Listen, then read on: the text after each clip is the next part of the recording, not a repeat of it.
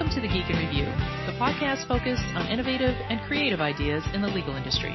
I'm Marlene Gebauer. And I'm Greg Lambert. So this week we're talking with MC Sungaila of the Portia Project, and this was actually recorded, a few weeks ago because MC reached out to us and said, "Hey, I'm going to have my 100th episode coming up, and can we do a pod?" And we said, "Sure."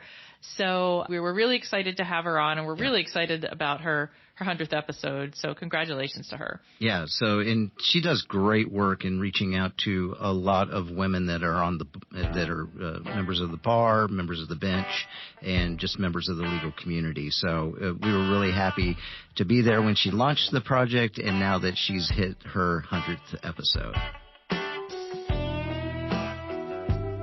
We'd like to welcome back MC Sungaila, appellate attorney and host of the podcast, The Portia Project, which is scheduled to celebrate its 100th episode during Women's History Month in March.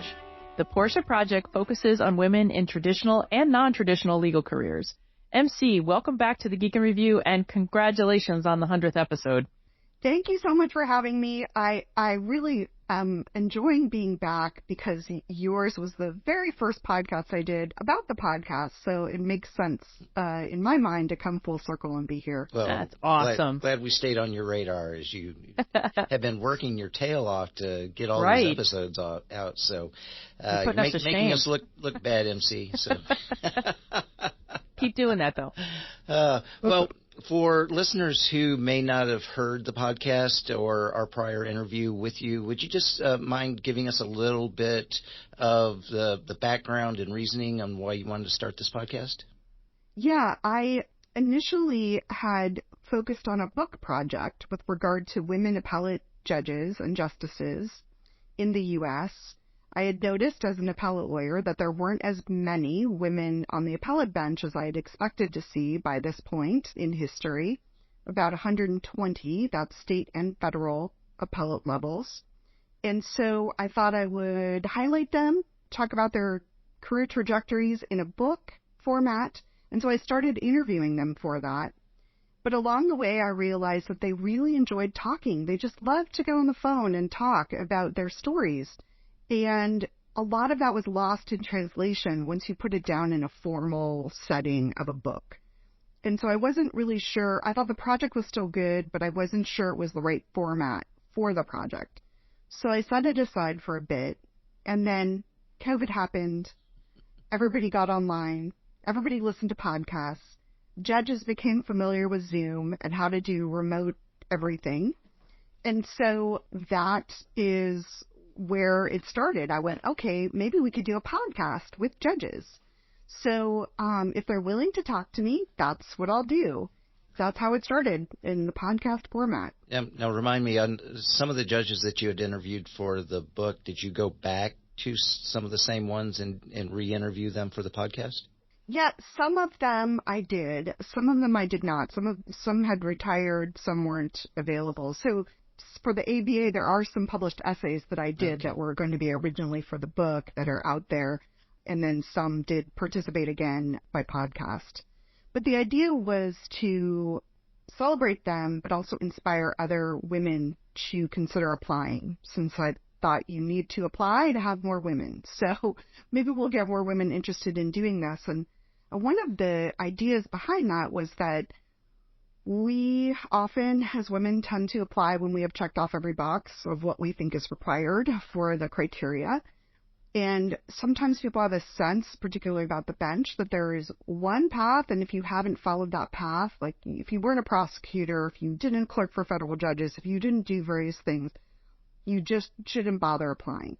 And the truth of the matter is that there's a lot of different paths, some very circuitous paths to the bench, and they're not uniform.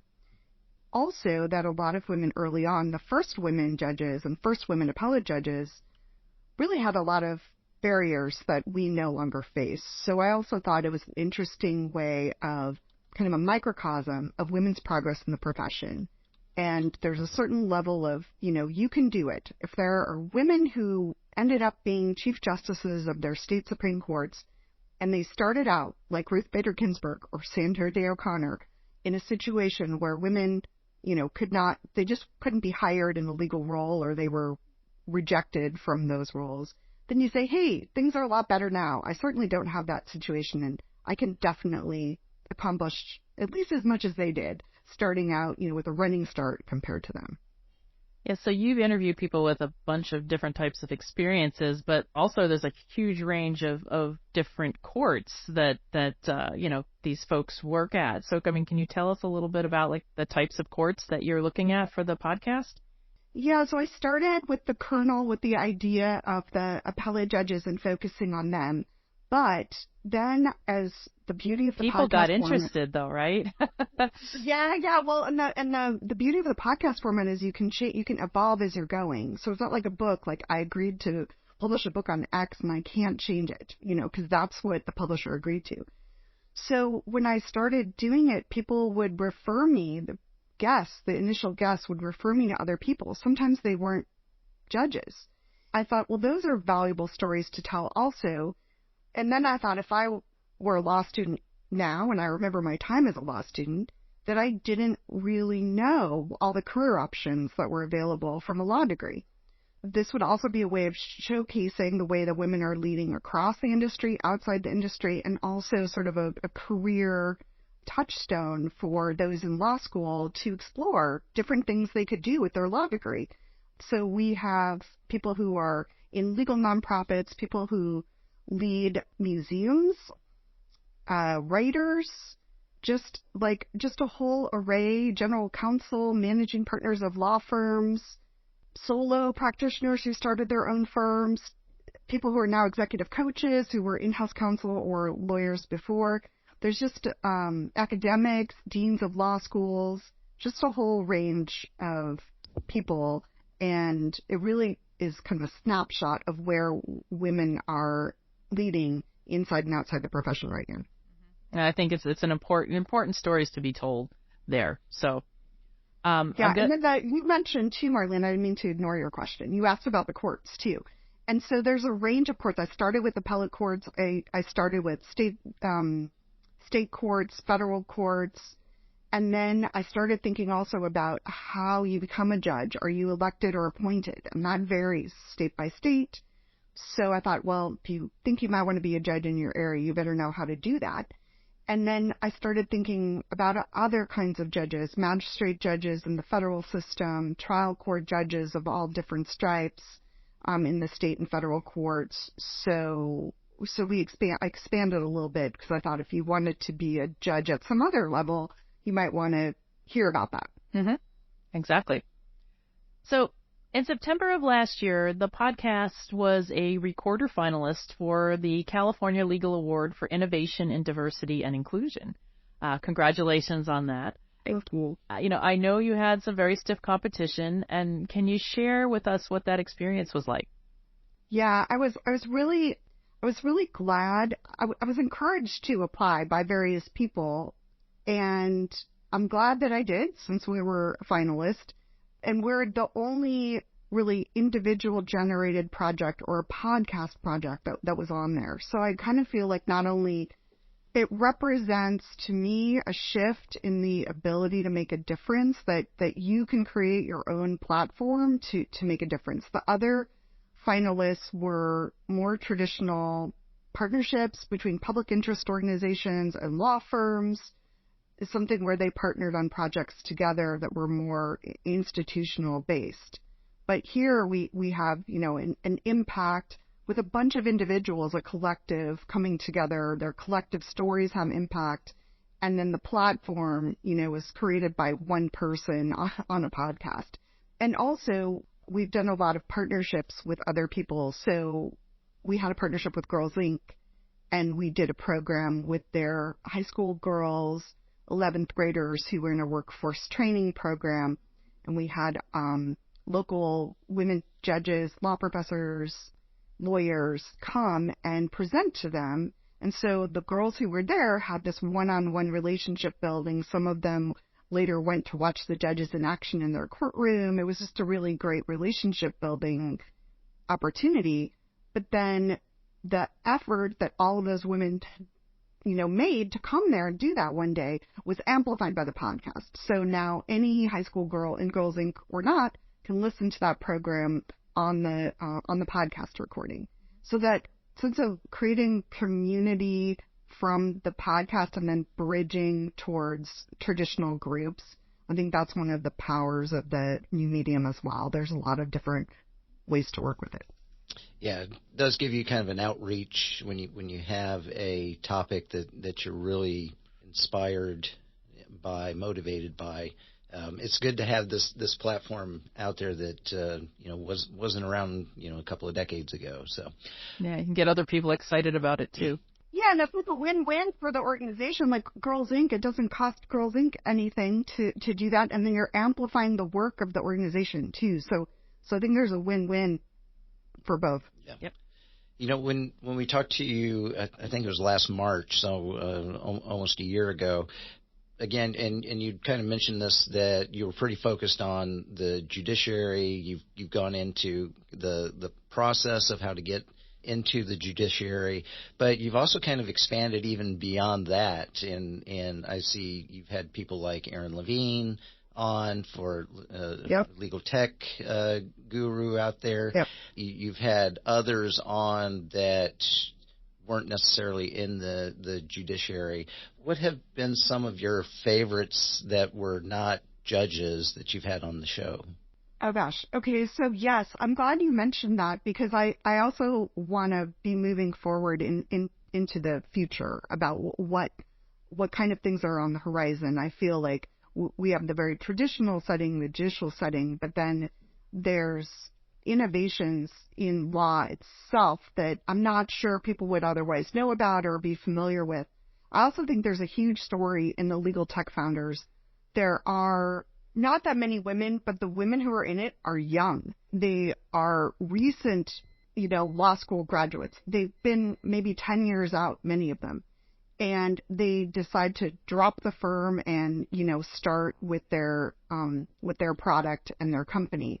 I think there's something to learn from them and having that kind of confidence in doing that. At the same time, there's a little bit of a sad aspect to it, because part of that is because they felt that there were limitations within law firms, and they'd rather just start their own deal from the beginning. It's hard, but, I'd rather do that. There's more space for me to gain influence by starting my own company, my own product.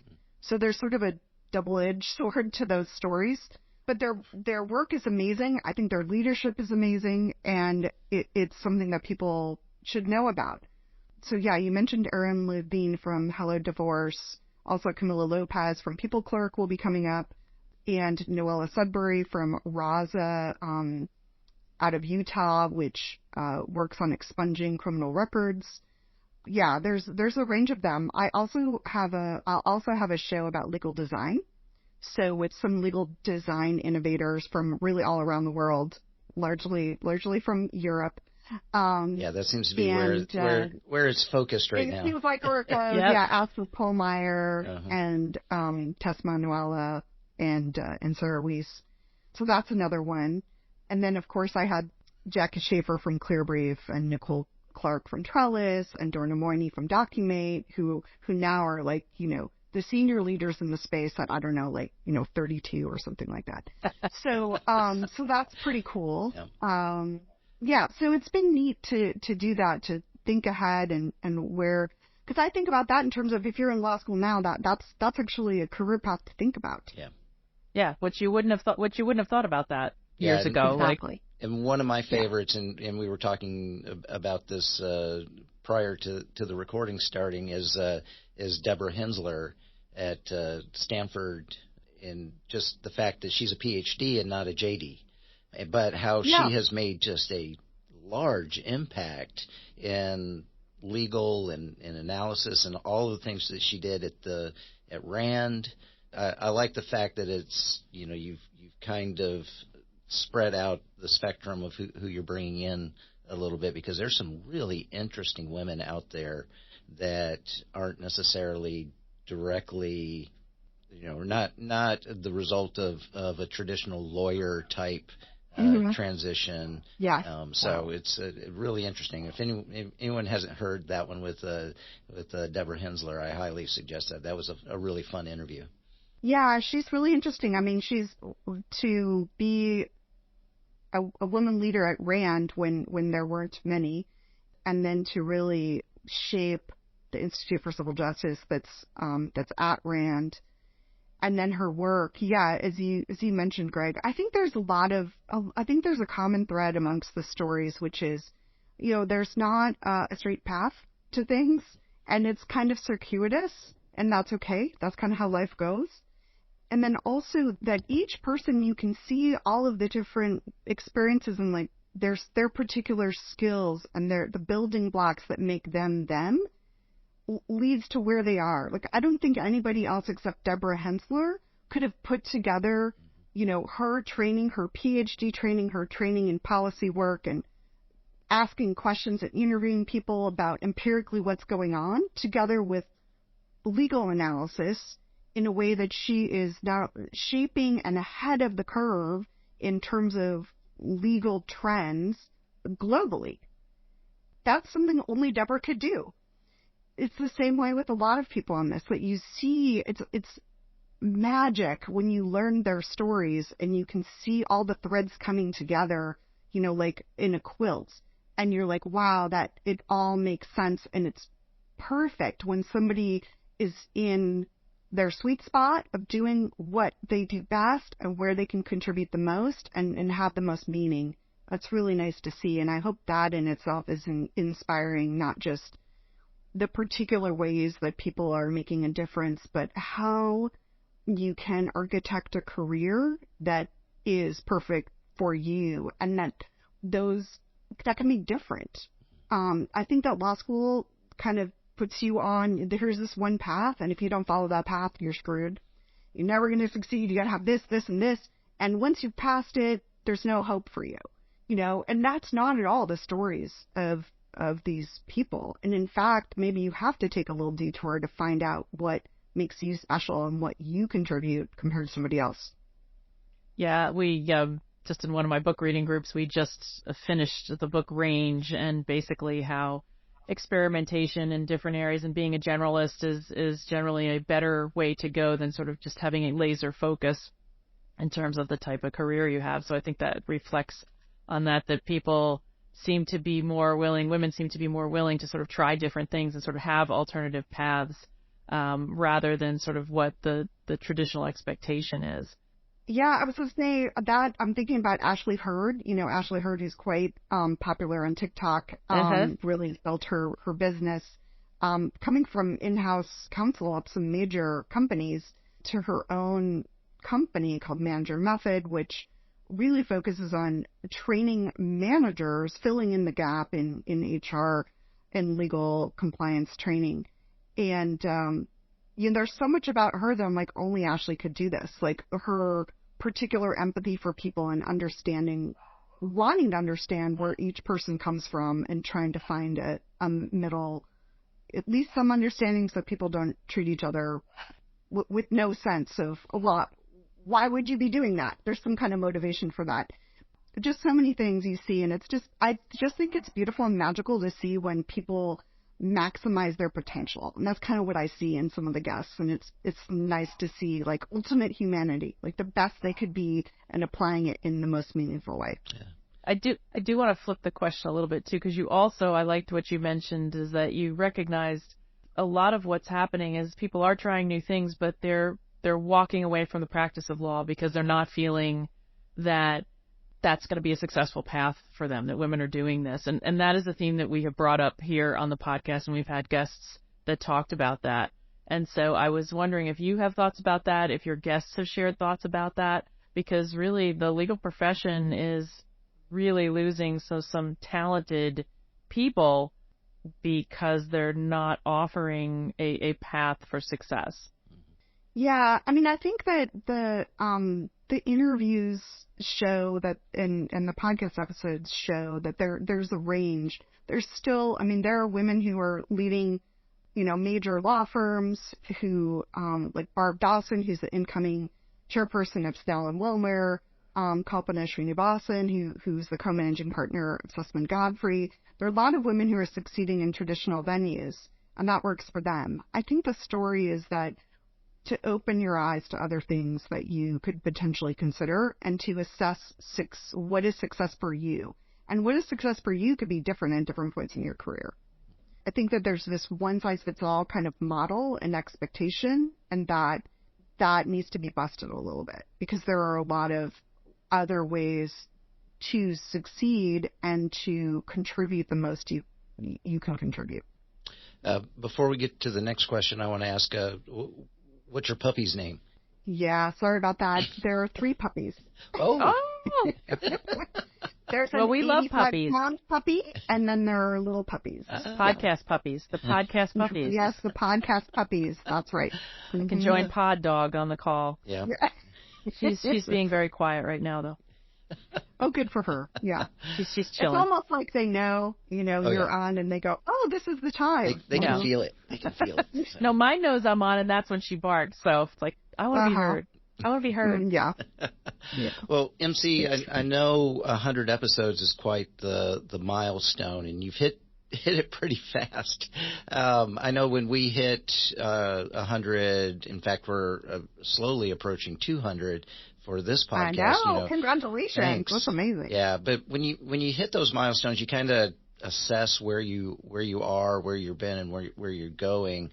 So what do you think that you've accomplished in those first 100 episodes? And is there anything kind of on the horizon on I think you've touched a little bit on that, but anything specific that you want to kind of do going forward?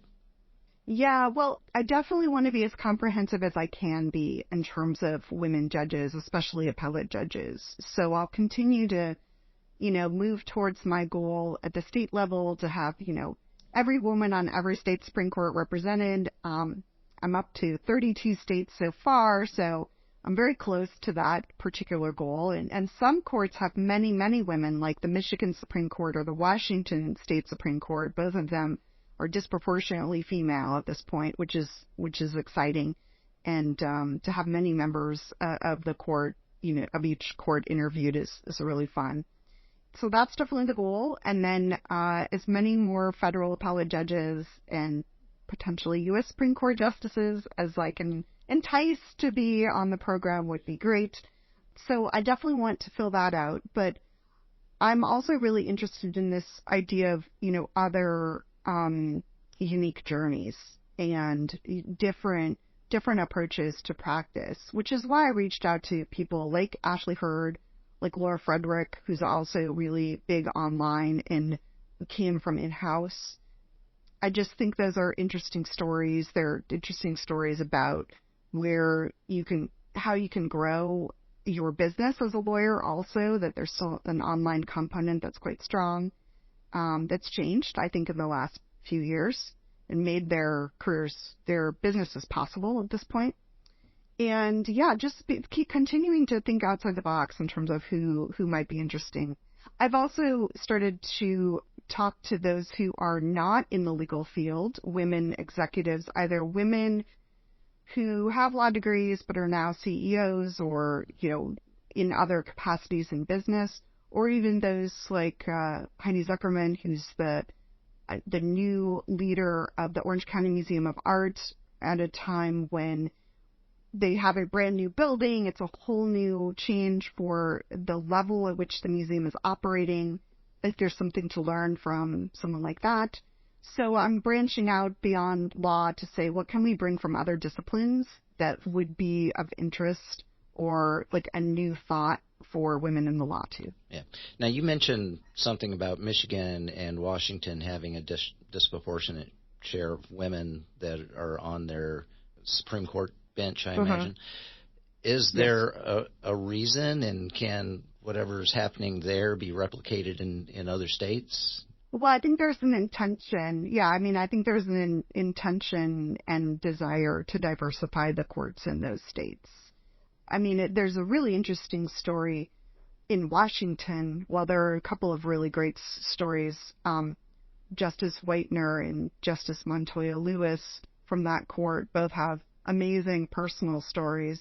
But I'm thinking of Montoya Lewis, who was a tribal court judge previously for several different tribes.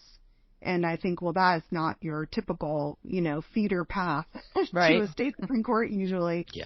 But because of that, it's diversifying not just gender but experiences.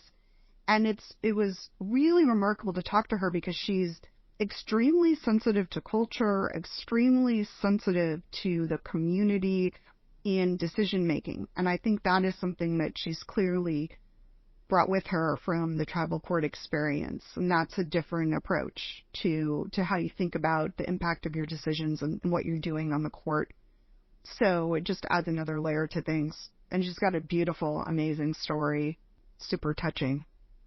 MC, you asked your guests a series of lightning round questions. Can you share those with us, and can you share some of the best answers you've gotten? Oh my gosh, yes. I do the lightning round questions. In fact, I was on somebody's podcast and they turned the lightning round questions around to me, and I thought I should be more compassionate to my guests. You're like, no, that's not how this goes. What? You don't have an answer? I'm like, ooh, that's not easy. Yeah, so I ask things like, what talent or what skill do you not have that you wish you did have? Ask them about their favorite authors. That's really illuminating, whether they continue to read, whether they're really traditional, Jane Austen or something like that, or whether they like escapism and legal thrillers and things like that, John Grisham. And from that, there's actually a really good book list now from them. And then my favorite. Is that published up? No, I'm going to put it together though. Yeah, you should do that. Because there's some common ones, but then there's some unusual ones. Poetry. So it's just interesting to see what people's interests are too. Historical fiction, biographies. I think it's that question in particular is really telling about someone, their personal aspects. And that's really one of the, at least with the judges in particular, I was focused on, or I noticed happening, was that you really got to know them as people to some degree. And that is, I think, something that is beneficial because people don't think about judges as people. They are. They're fully rounded people. And it's neat to get that insight, into them.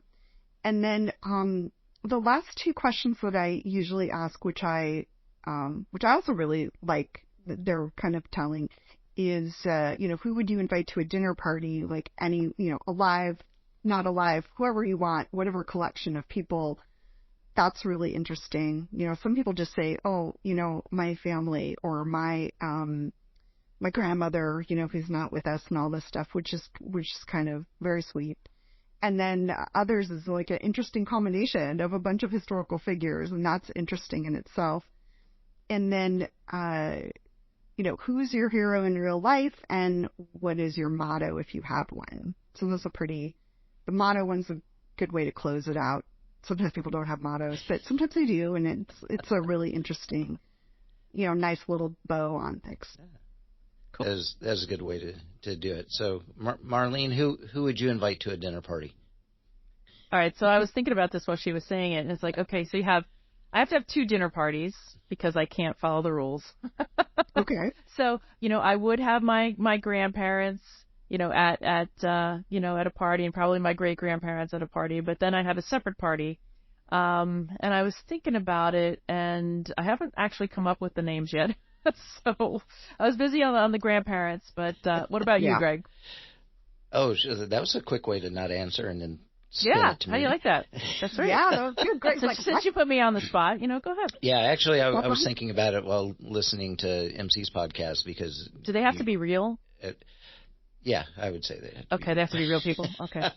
Not like characters or anything? Yeah. Okay. Yeah, not characters, but they don't need to be currently on this planet. Yeah, I would say I would love to talk with Thurgood Marshall. Having gone to OU and he worked to not just to segregate OU, but also to allow women to come in as well. So it was, and I understand, especially as he got older, he was never super friendly So I can imagine it would be an uncomfortable dinner, but it would be one I think that it would be quite an experience to listen to someone like that and hear their take on how they face the world. So that would be my choice. All right, I came up with some All people, right. so Hit us. I had enough time. So I was right. I thought about Chrissy Hine and Deborah Harry and various women sort of in the music and art scene from the late 70s, early 80s. Yeah, that sounds right up your alley. So music That'd and be fashion. fun. That'd be fun. Yeah, it was like, oh, that would be really cool. Mm-hmm. Joan Jett? Yeah, Joan Jett. All right. Well, we don't have anything as cool as your speed round of a lightning round of questions, but we do ask our crystal ball question here. So that's our little corner. That's our closer. Yeah. So, MC, we're going to ask you, what do you think are some challenges or some changes, especially for women in the legal industry over the next 2 to 5 years or so? I think two things. What's really interesting is that starting the podcast, I wanted to celebrate people and what they'd accomplished, but I was also aware of the challenges, having been in law practice for over 30 years. I'm actually a little bit more optimistic having done the podcast than I was before I started because of the range of ways that women are impacting the law and really outside the law with their legal degrees. I'm really kind of excited about where things can go, where the innovation can go, where the creativity can go, and that so many, especially newer lawyers, they don't feel constrained by a particular setting to do it. And I think that the pandemic has impacted that as well. The platform of, a big law firm is still important, but it's not a prerequisite to accomplishing certain things. And when you're innovating, it may actually be, slow things down. So that's a sense of optimism. I think I have a bit more optimism about the range of impact of women. Also, I know there's a lot of this sense about now debating work from home or not, and, different ways of, are we going back to being all in one office, and how does that impact women in particular? And I think really that it isn't really, I don't think the question is remote or virtual versus in person. I think it's really more about like people centered. If you're focused on your people and what they want or need at any particular time, and because they're people, those can change, we change over time and we grow and we have different needs. If you're people centric, then you're going to accomplish a lot more, because you're going to be bringing things out in your people that are going to maximize their potential and their skills, and people want to stay when they're treated that way. So I think that really is kind of the debate, and it may evolve that way instead of just this, strict, are we in person or not? I think there's something bigger going on there. I wanted to ask, and we can do this as a cold open or whatever, but it's like, I want to ask about mottos. You want to ask about mottos? I do want to ask about mottos. Like, do you have a motto, MC? She can ask me this. Yeah. I think about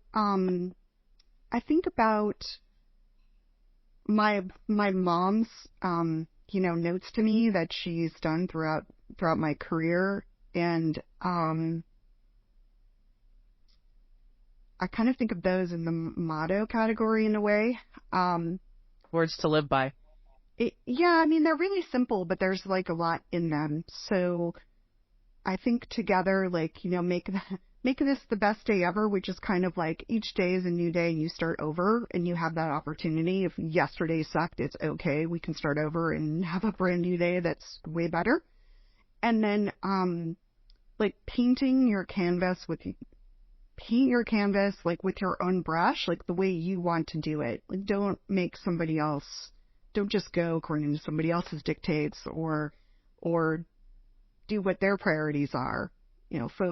Also pay attention to what you want to do and what kind of impact you can have. specifically on the world, that's how you maximize your potential and your purpose in being here. So kind of simple things, but those are kind of. Yeah, I relate that this, your mom brought this to you, because like the one that I think about often is something that my sister brought to me, and it's basically no mud, no lotus. And basically meaning that you have to apply yourself if you want, the good results in the end. So. Yeah, mine's not as deep. Everyone knows mine, which is all problems are communication problems.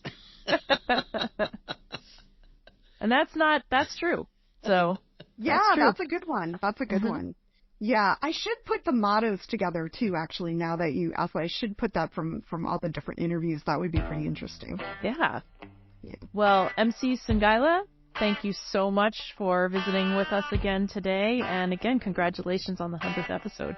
Thank you so much, both of you. Well, it was great having MC Sungaila back on the show. Again, she's done a lot with giving exposure to a lot of women in the legal industry, and I think she's right that there's just a lot of different paths that people can be taking, and she's really kind of shining a light on the way that so many women in the industry have succeeded in just so many different paths that they've taken to get to that success. Yeah, I mean, I remember back in the beginning, I mean, there was a sole focus on judges, and it is really expanded into a lot of other areas, a lot of other stories that women have to share. And, again, it's one of these types of podcasts where it's very inspirational. It's really great to hear about everybody's personal stories, and it's such a good connector. She has said that to us multiple times that people have reached out to guests on the podcast. Guests have reached out to one another on the podcast.